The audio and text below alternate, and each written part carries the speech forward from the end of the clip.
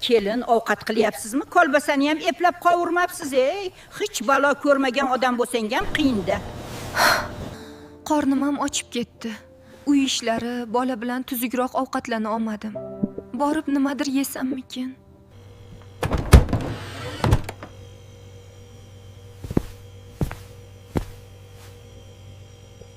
Ha, kelin poshsha. Tun yarimda nimaga muzlatkich eshigini ochyapsiz? Ovozini eshitib chiqdim. Kunduz kuni yeganingiz yetmaydimi? Assalomu alaykum. Adasi yaxshi keldingizmi?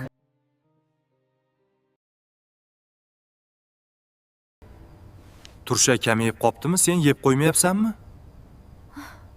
Har doim kuzataman, kamayib qoladi. Nafsingni tiy, mehmonlarga qo'yamiz.